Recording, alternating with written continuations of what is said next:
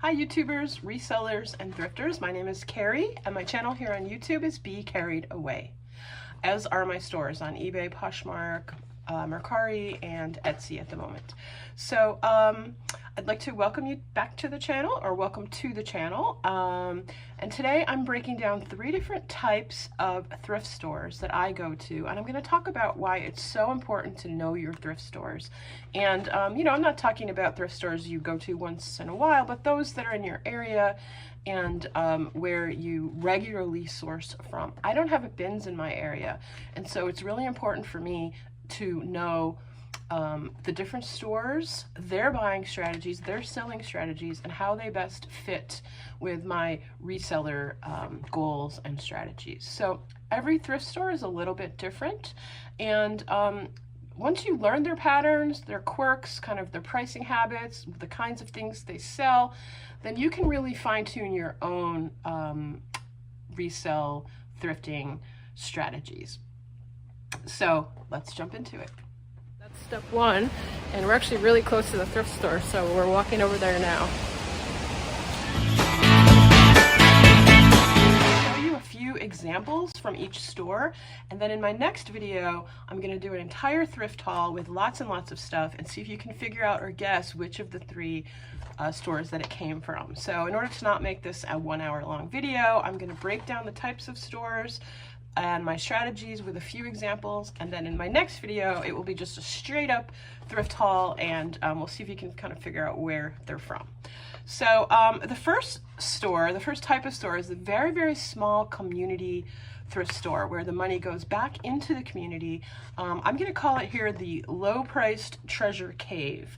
So this is a really tiny thrift store in a very small community that is a resort community, and so it brings people from all over the world. It brings lots of people with second homes, and so it's a really interesting place. I love to go there. So I travel there myself on vacation. This is up along the St. Lawrence River between Canada and New York State. It's called the Thousand Islands region of New York, and if you've never been, put it on your bucket list. It's my absolute favorite part of New York State, if not favorite part of the world. It's just, the river is incredible, the islands are beautiful. So with my plug being in there, this is a really tiny, super busy store. When you go there, it's hard to park. There'll be lots and lots of people there, and they have constant turnover of items because of that. There's a real mix of donations because some of it's from people who live there year-round locally, and then you have all of this influx of resort people who definitely make donations. So you'll see some real high-end stuff, you'll see quirky things, and that's why I like to call it a treasure cave. Now, I also mentioned the price. So here you'll find ridiculously low prices, and this is a community where they're making money off of the donations to to fund their poverty reduction and food bank and all of those kinds of things. And so their model is just simply quick turnover, get as much money in as they can through turnover, and they do have a lot of it. It's something to do when you're on vacation up there. So when I say ridiculously low, shoes are $1. So if you do shoes, you know that usually they're $5.99 to $10.99 and up, depending on brand. And then once a week or twice a week, they have a BOGO on shoes. So shoes are 50 cents. So you're going to see a lot of shoes in this haul that I probably would not pick up otherwise, because these are going to be fast flips for me. So because the price of goods is so low, I grab things that I would not otherwise grab. I wouldn't touch at a thrift store elsewhere. So it's probably closest to maybe a BINS strategy for those of you who have a BINS.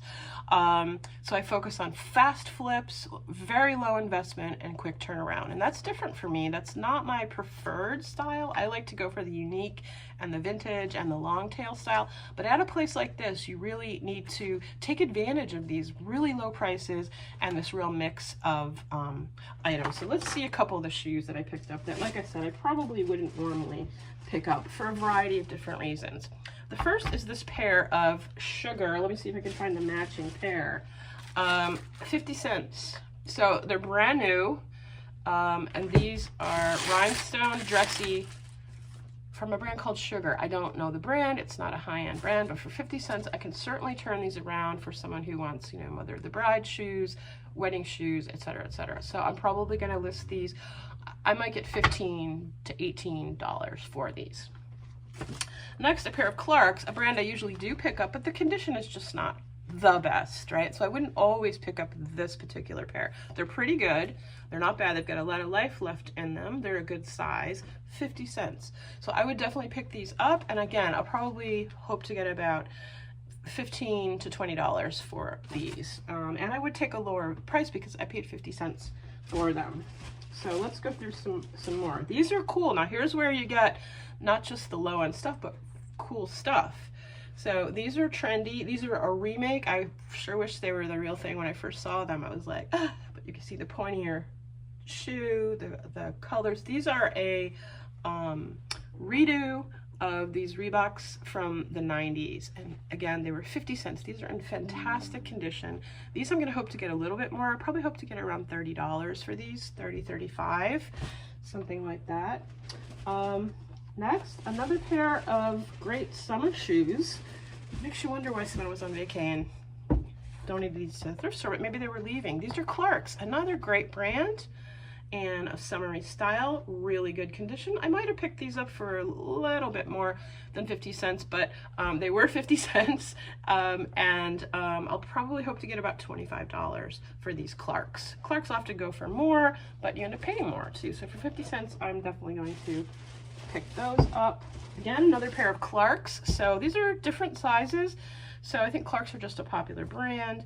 And these are kind of a Mary Jane leather, really pretty good condition. Now, I haven't done anything to these. One of the things that will happen with this thrift store is the shoes are 50 cents. They don't take any time to clean them up, so they're not curated. You'll get the muddy ones, the, you know, really worn pairs and things like that. So I try not to pick up projects as often as I can. These could benefit from just a really quick polish, and I think they'd be in beautiful condition. So I'm looking for about $25 to $30 for these that were also 50 centers. And let's see, oh boy, okay, this is a pair that I might want to keep. I've listed them already. I'm gonna get more for these, but these are a pair of Sperry's. They're in my size, they're a size 9, and aren't these cute? These are wool Sperry's, really nice condition with the logo on the back. The base could be cleaned up a little bit. It's not hard to do at all. You take a little Clorox and just scrub down the bottoms of your sneakers. They come out fabulous. You'd need to be super careful with these because of the cloth, obviously. You don't wanna bleach this, but these are wool with leather. They're slip-ons, and they're my size, but they do go for a pretty good price. I'm gonna list these for $40 to $50, and we'll see what happens. And I probably will not come down on these just because I really like them so much. Okay, I've got a whole other bag over here. I'm gonna try to put it up here so I don't have to keep bending down. Look at these, great condition, 50 cents, ladies and gentlemen. Great condition, and yet again, another pair of Clarks. So these are not my size, so somebody donated different pairs. These don't go for a lot. They're insulated Clarks, and they're just, the reason is that there's lots of them listed. So that's another thing that brings the price down. So there were quite a few of these. They were listed between $20 and $30. So for 50 cents, that's about what I plan to get for those. So I'm gonna stop there with the shoes, and I'll save the rest of those for the other haul, the haul video, and I'll let you guess kind of where different things come from. So this small community thrift store, the Treasure Cave, it's a great place to test unknown brands, right? I'll pick up brands like Sugar that I don't normally look for or know about. And not every item really needs to be a home run, but because of the low risk, it makes it worth it. There might be items here that I sell for 10 bucks, right? And that's definitely not my resale style, but as for clothing, I don't mind doing that because it's so easy to just slip something into a poly mailer and get it on its way. So I have some notes here. As you can see, I'm looking down a little bit. I wanted to make sure I crammed everything in as much as I could. So quick turnaround, fast flips, and pro tip on this one is dig deep. This store is not curated in any way, so you do have to hunt through these little small stores, but because of the prices and because it's locally donated items, the kind of treasure can be worth it. I'm going to show you just a couple more non-shoe items that I got there, and I'm just going to randomly pull in here and dig out a couple of things. Okay, so I've got 4 items to show you. First is this sweatshirt in a great color. Well, I don't know if this is a sweatshirt or just a long sleeve t-shirt. I wasn't actually really sure. It's sweatshirty material, but it's actually just a long sleeve kind of top or tee, and this is LL Bean. So this brand is a no-brainer. Now this is a very plain piece though. So this was $2 fill-a-bag. So my cost of goods at this store on this trip was 40 cents per item. So this was 40 cents. I would not pay up for this at a regular thrift store just because it's not a substantial piece, meaning it's just kind of an average piece. Anybody can go to the thrift store themselves and probably maybe find something like this. So great color, great brand, nice size. It's a large for 50 cents all day long. Next, a dress. Don't do a huge amount of dresses, but 40 cents cost of goods. This is a nice brand. This is Tahari, Arthur S. Levine. So that is a really good brand, primarily for career wear. And this is a cool dress, right? Nothing really super special, but again, for 40 cents, somebody can really get some wear out of this as career wear, work, business, and I'll use all of those keywords for that. Next, here's a great example of a piece that I would not pick up unless it was 40 cents. So it will sell, but I'm probably expecting maybe $12 to $15 for it, and that's it. But it is an Anthropologie brand called Cloth and Portrait. At least I believe it's an Anthropologie brand. And it's in a size small. One of the things that happened to me at this thrift store is I didn't really go early enough. It was so packed that a lot of what was left were the small sizes. And just like online, the same thing will happen in the thrift store. You'll find extra small and small much more easily than you might find the large and the extra large because they just sell better, whether online or in person. So next time I might go back up to the river, I will be going earlier to the thrift store. But so this is a really pretty top. It's a tunic top with some lace detail, some really pretty colors. It's long sleeve, so it'll transition into like late summer, early fall, but definitely not something I would have picked up unless it was going just for 50 cents. Next, an item that I would have picked up if it was going for more, and this shows you that it's kind of a resort area, and I gotta find the top of this thing. Okay, this is kimono slash, here we go, kimono slash beach cover-up. You might be able to tell the brand. It's Trina Turk. So she has a line of these, and she is known for these batwing style dresses. Now this is not a dress though. At first I thought it was a dress. It can be worn as a dress, but it was designed as a cover-up. So up at the river, it's a summer vacay area. Somebody probably wore this for the season and then donated it. The size tag is missing. That's not something I ever worry about because you can look up sizes based on measurements quite easily, especially when it's a well-known brand like this. So these go for online for about $30 to $35 or so. So 40-cent investment, that's a great one. Let me just pull up a couple more to kind of show you things that I normally just would not pick up. And here's one. It's called Lucky Brand, and I'm sure you know Lucky Brand.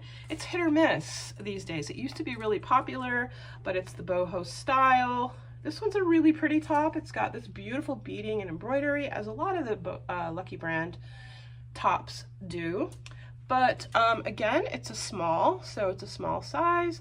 I probably would have bypassed this in a regular thrift store, but maybe if you have a BINS, even if you have a BINS, you might not pick it up because this probably is going to cost you more than 40 cents. But for 40 cents, I might hope to get about $12 to $15, maybe a little more just because of the beautiful embroidery on this piece.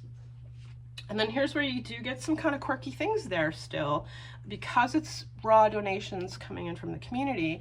And this is a vintage Ralph Lauren top in this really pretty blue. I don't think the blue is quite showing as well as it could, with a yellow, so really retro 90s, 80s, 90s colors.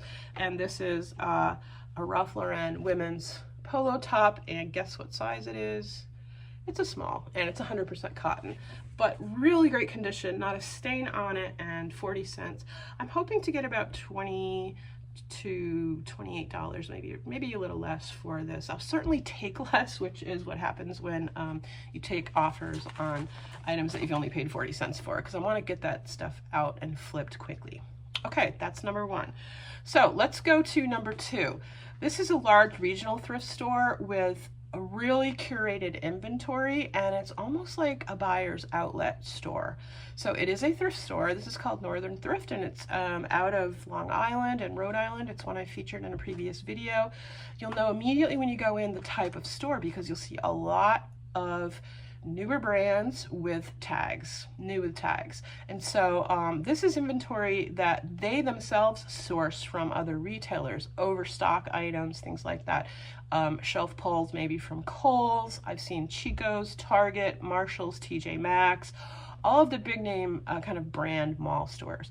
So you're gonna find this current season styles. Everything's clean, everything's very organized. It's very easy to thrift there. You're not digging through like you are in the little local thrift store. But what you don't find here is any vintage, nothing handmade, and nothing quirky. And those are sometimes the items that can really sell high. So it's commercial and curated and not eclectic, right? It's not my preferred style. I like that kind of quirky stuff because you never know where it's going to go. I like the treasure hunt, but boy, can this place make me some money, and it has.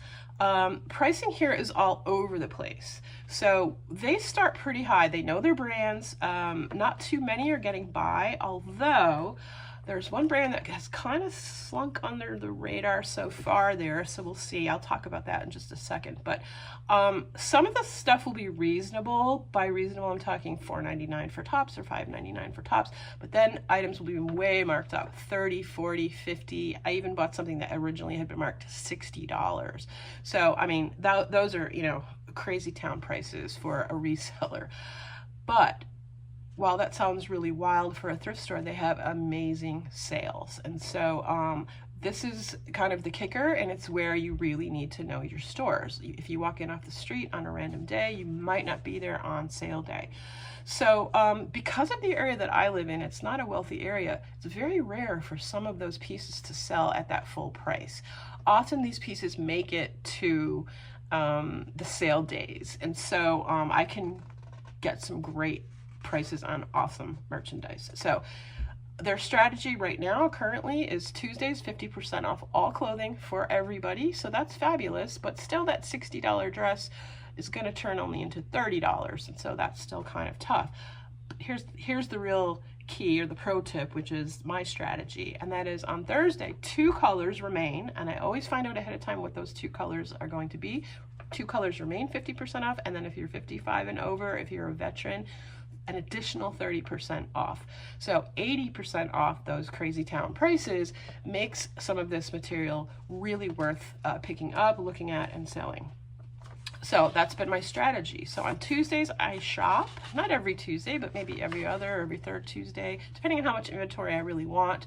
I try to grab the really good stuff that I don't think is going to make it 2 more days at 50% off, and then I scout for Thursday, knowing that I'll come in and have that extra 30% off on some of the items. So I pay attention to what the 2 colors are going to be on Thursday. It won't be everything.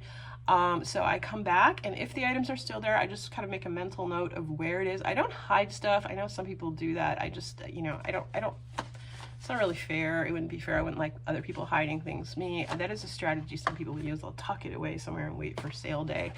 I don't do that, but I don't feel like I have to do that because of the way I'm strategizing, and that is these really expensive marked down pieces. So I'm going to give you an example. Sorry, I've got to reach over here for some of these. So I just scored this marked down BCBG Max Azria maxi dress. I'll put a picture of it up so you can see it up. Well, maybe I won't, because I think you can pretty much see this. But here's the original price tag. It's new with tags. So the original price was $348. It eventually got marked down to $104. So when it came into the thrift store, unfortunately the clerk took the tags off, but they had marked it at $60. I'll put a picture up here of that tag. So this is a maxi, goes all the way to the floor. This is perfect for a wedding guest. This is perfect for a bridesmaid's weekend, any other kind of formal events like that. Really summery, really light, and in a malachite green color. So I'm able to look up all of the information. It's a current style. It's called the Colleen, Kolline dress. And I'm hoping to get about $40 to $50 for this. And you know, we'll see, but it was marked down 80% off of that 60, so I got it for around $12. So if I can sell this for 40, I'll be happy. Okay, so here are some examples from the second store, the kind of retail or overstock store. And again, I said a lot of it is new with tags. This one's a little bit difficult to show because it's Free People and it has this really cool, really big neck on it, kind of a draped cowl neck. Brand new with tags. So Free People does better with some pieces than others, but I got this for $1.89, and so all day long I'm going to pick that up. It has this great hem. This is a size medium. Let me see, where is my size? Yeah, medium large. So this is a size medium large. This is Free People Beach, one of their kind of sub brands. Really pretty color, new with tags, for less than $2. I'm going to be picking that up all day long. Next is another brand that I absolutely love to pick up, and also new with tags. This was under $4. Unfortunately, the clerk removed the tags as she was bagging it for me. Very unusual. I've never had anybody do that, but I'm gonna have to ask her or him not to do that next time. But this is Peruvian Connection. I love to pick up Peruvian Connection really anywhere, because if you find some of their more just elaborate pieces, they can go for very, very high money. Look at that beautiful pattern on back. This is a small, but it's brand new with tags, and it's an open front sweater. Let me look up the materials, because Peruvian Connection is known for just using amazing materials, alpaca oftentimes, and I think there's alpaca in this. No, this one's 100% Pima cotton, and you can just, I should have known that, you can feel that. It's just absolutely beautiful weight, gorgeous color, new with tags. So that's from store number 2. Waited to get that on 80% off, and I said that that's going a little bit under the radar there so far, so good, but I got another piece there. This is a 2-piece set. This is just absolutely gorgeous. This is the one that has the alpaca. This has the pockets in the front, and it's a turtleneck, long sleeve, kind of medium weight, gorgeous neutral color with a maxi skirt, an elastic waist maxi skirt. Just absolutely gorgeous. Will be really, really on trend for fall. And some of the terms that I'll use are capsule wardrobe, classic, luxury, as well as I'll probably do something with academia, because this could be a great piece for kind of dark or light academia, depending on how it was styled. So yes, this is 40% baby alpaca, just so luxurious. 2% nylon, and then there's wool. Sorry, 24% nylon, 2% wool. So just, you know, absolutely gorgeous, gorgeous piece. I got this 2-piece set for $5. So all day long, pick up Peruvian Connection. I'm gonna put up some examples here of some of the really high prices that you can command for Peruvian Connection. If it's one of their more unique pieces, a more elaborate pattern, something really beautiful. Another example from this store, and you can tell, again, new with tags, right? Look at the brand, Lafayette 148. I've never found Lafayette 148 anywhere else because it's not something that would be donated in my area, especially not new with tags. And it's in a great size, so I got pretty lucky with this. It's a size 14. It's a beautiful, again, going to be on trend for this fall, going back to school. This is a kind of short skirt with button pockets on it, and does this not have the fabric tag? This is linen blend. I don't see the fabric tag here, but I did look it up.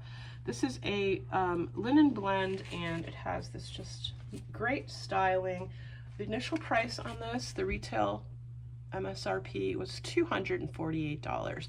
So I got this for under $4. Again, they had this marked up really, really high. They had this marked up to $34.99, something like that, $30 to $40.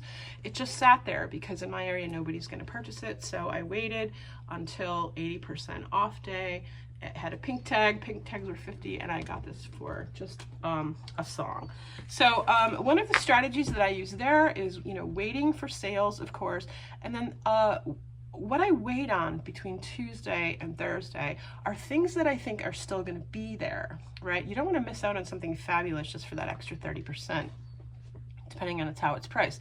Things that I wait on are generally petite and tall sizes, things that there's going to be just a niche market. They're going to be overlooked necessarily in kind of local people shopping there. Really high priced items that I just talked about that probably are still going to be there.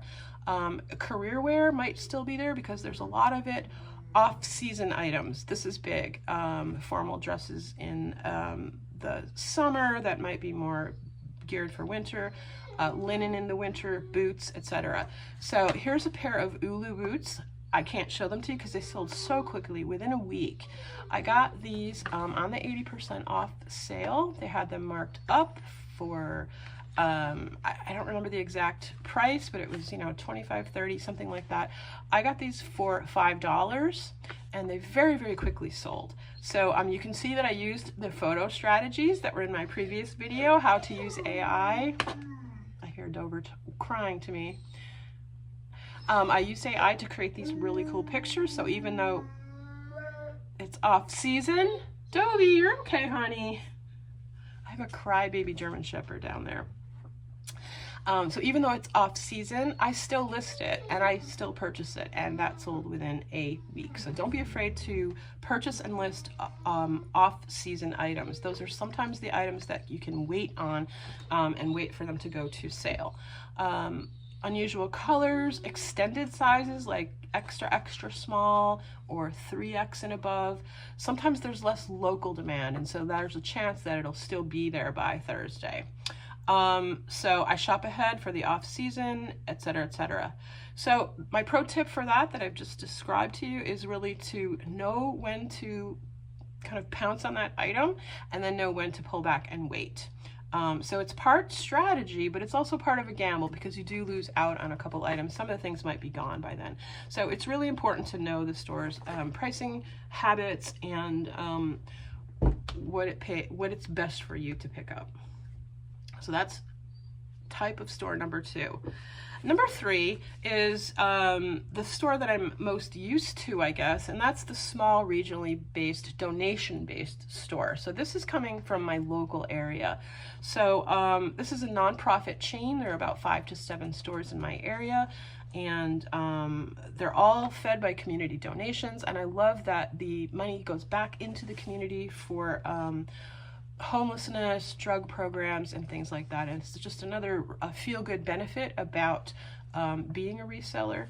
So that store has all these local donations, and it's a mixed bag. You never know. I haven't had a lot of luck with there generally because it was really high price. So I didn't used to go there very often until I came up with my new strategy. And my new strategy is to just pop in there very often. It's right next to the grocery store, the Aldi's that I go to, and I also drive past it almost every day. So rather than go there and expect to be in there for an hour or 2 hours, I literally do 15 to 20 minute, maybe closer to 15-minute thrifts. I will go to the new racks. Luckily, they keep them right in the center. I always go to the new racks. I haven't had much luck with their sales because it's this regional place. If anything's really, really good, it's pretty much gone by sale day. Prices are medium to high. They're not as high as the crazy prices that the kind of overstock thrift store gets, but because they're regional and they're not doing as fast of a flip, they're based on local donations.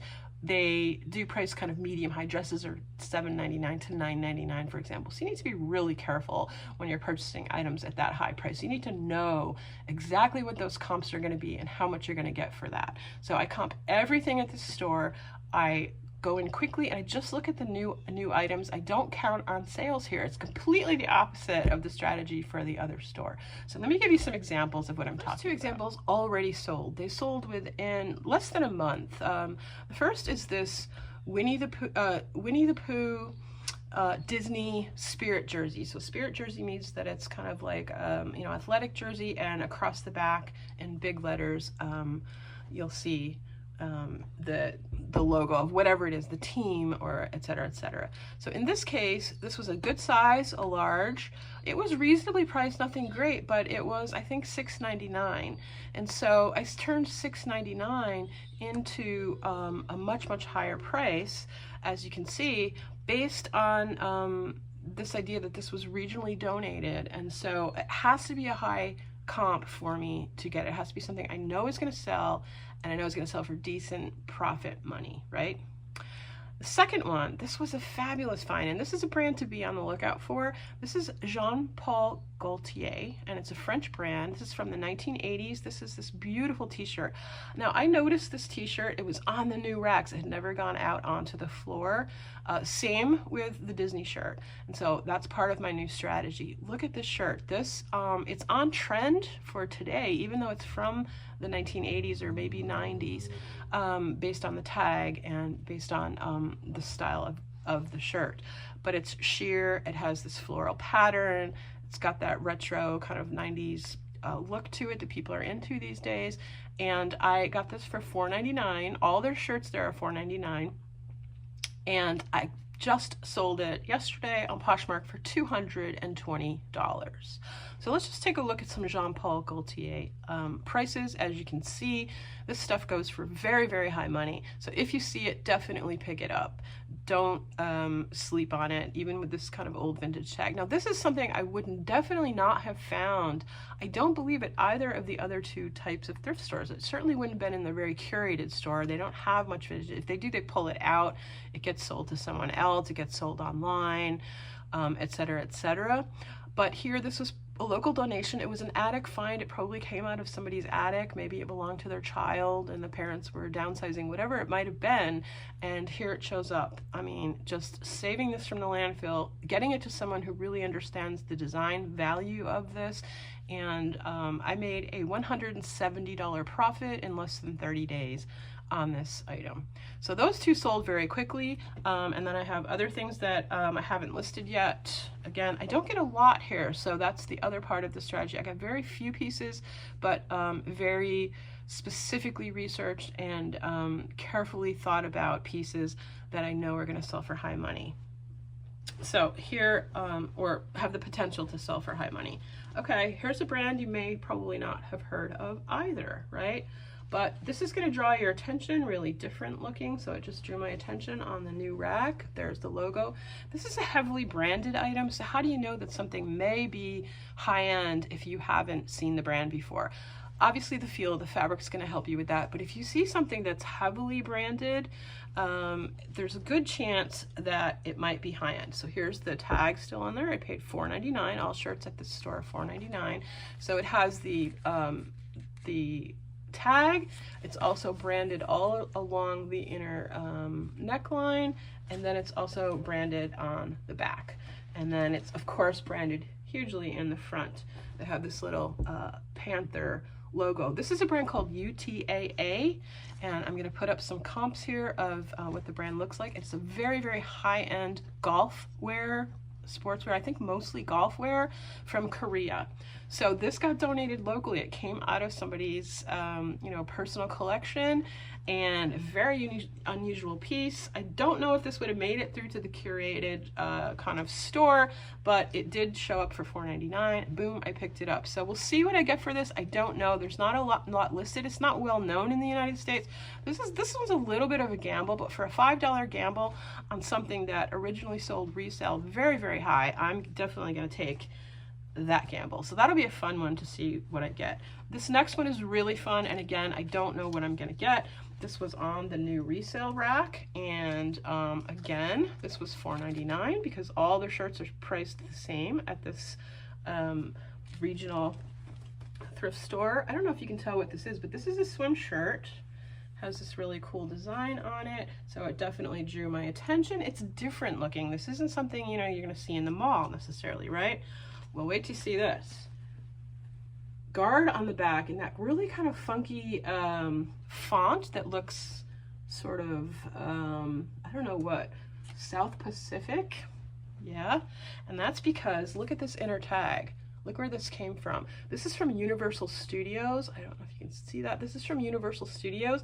This is a staff lifeguard swim shirt for someone working at Volcano Beach. And I figured all of this out because it says VB lifeguard, Volcano Beach lifeguard at Universal Studios. So when you look up items that are uniform items from places like this, they can sell very, very high because they're so collectible. They're not for sale, so there are less of them out there. Somebody worked at Universal Studios, somebody maybe locally went down to Florida for a summer and worked down there and didn't want their shirt anymore. This is an extra small, not a great size. However, this is an extra small unisex, and so it's more like a women's small, maybe small to medium even, because it's pretty stretchy. It's not that small, but it would be an extra small men's. So I don't know how much I'm going to sell this for, but I knew that I was going to pick it up for $5. I was looking at some of the other items that go for sale from places like Disney and the theme parks. There's a big range of people who love to collect items from the theme parks, and pieces like these are really hard to get because these are not being sold anywhere. Okay, next from my regional store is this fabulous full zip jacket from the amazingly collectible brand, still these days, Ralph Lauren. High end, very collectible. This is Ralph Lauren Sport, Ralph Lauren Sport in a petite medium. So this will be an interesting sale because it's a very specific size, but some people who are looking for petites, you know, have a harder time finding things like that. And so I can price this up a little bit. So I paid $7.99 for this, but I'm expecting to get upwards of $50 for that Ralph Lauren, especially because of the big branding on it and the gold seal. That tends to bring more money. If it's a plain Ralph Lauren, and it's just a zipper jacket, I don't know that I would have picked it up at that price, but this has all the cool, you know, established in 1967, the LRH initials, etc., etc. So I'm definitely going to be picking that up. And let's do one more from that store. This is something that is style-based. Now, style-based dresses are coming into fashion and people are picking them up. There's a reseller that has a completely different model than what I sell, or if you're a smaller reseller, probably than what you do. She has lots of employees. She's turned her business into a pretty good-sized company. She has a warehouse and all of that. But her name is Kaylee Elaine, and she has people that go out and source for her. She's been doing some videos lately on looking at style-based items, not just looking at the brand, and that's kind of new for me, but because there are people looking for this particular style of kind of 90s vintage dresses, it's worth taking a look at style-based pieces that might fit with the aesthetic of fairy or whimsy goth, which is a kind of whimsical fun but a little bit of goth. These kinds of light and airy 90s dresses with maybe like a cowl neck, kind of midi or long, maybe layered, maybe sheer. I often think of it as kind of a Stevie Nicks vibe. Stevie Nicks was probably the original like witchy kind of vibe, fairy vibe. The differences with whimsy goth is that while someone like Stevie Nicks might have wore a very flowy dress with high-heeled boots, for example, stilettos or something like that, to go add that goth element, people will wear that with a pair of combat boots or something like that. And so those are some of the keywords that you want to put in there, whimsy goth. But I think this does fit that kind of style. It's layered, It's got a really pretty kind of almost, it's floral, but it almost looks celestial. It's got some florals. It's got some paisley in there. It's got this layered look to it. It's long sleeve. It's definitely vintage. Got the kind of button down front. It's midi. Probably wish it was a little bit longer, but the brand doesn't matter so much when it comes to vintage. That's always been the case. So this kind of idea of style-based sourcing with vintage has always been something that I've done. If you go back and look at 4 or 3 years ago, some of my videos, when I was talking about vintage, the brand really doesn't matter. And that's so while I've always done that, I think one of the things that's really interesting is that Kaylee is even talking about sourcing things from Old Navy or Walmart brands, Target brands, things like that, that are not high-end brands, but that have been following this style. So people are looking for these dresses. These are not easy to find. I've been kind of on the lookout for this sort of a style of whimsy goth or fairy dress, and they're not that easy to find, and so they do command a pretty high price. And so this is something I don't necessarily think I would find at the other 2 stores, but at this kind of regional one that came out of, you know, people's attics, it's a no-brainer. So I paid $7.99 for this. I paid up, so it wasn't the 40 cents from the smaller store. It wasn't the sale price. This was on the new racks, so I was able to just kind of scoop this up off the new racks. So these are some of the strategies I use at that store. The new rack is my best friend. I hit it very often, but I'm very, very selective, and I definitely comp everything that I get there. So I have some notes here on my final thoughts for this kind of a video. So each thrift store just has its own personality, right? They have their own style, and the more familiar you become with them, the smarter your sourcing becomes. So it does pay to get to know those stores. Now, it's fun to go to new stores, but one thing that does happen if you're in a brand new store, and I think all of us will kind of feel it, it can be overwhelming. You don't know where anything is, you don't know what their pricing strategy is, so it's exciting and it's fun to see what's out there. It may not be as effective though as going over and over again to your local stores that you get to know well. So some stores, depending on their pricing strategies, are best for shoes, some for bags. I have a store out of Scranton, Pennsylvania that I go to like once a month, and they have amazing bags there. I don't know what the difference is. They have lots of them. They price them well. Probably most of the bags in my what sold videos have come from that store. So I know initially when I walk into this massive store, I'm gonna go straight to bags because they price them really well and they get some great brands. So you wanna know when to go, you wanna know what to look for, and what to skip at the same time. And it helps you kind of move faster through the store. It helps you buy smarter.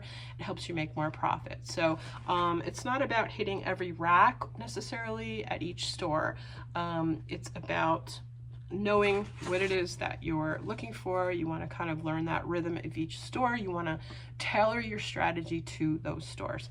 So thanks for watching. I hope this was helpful, and keep your eye out for the next video, which is going to be a massive haul video, thrift haul video from these 3 stores.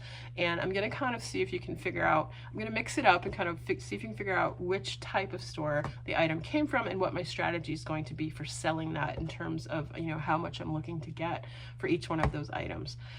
Happy thrifting, everybody. Thanks for watching.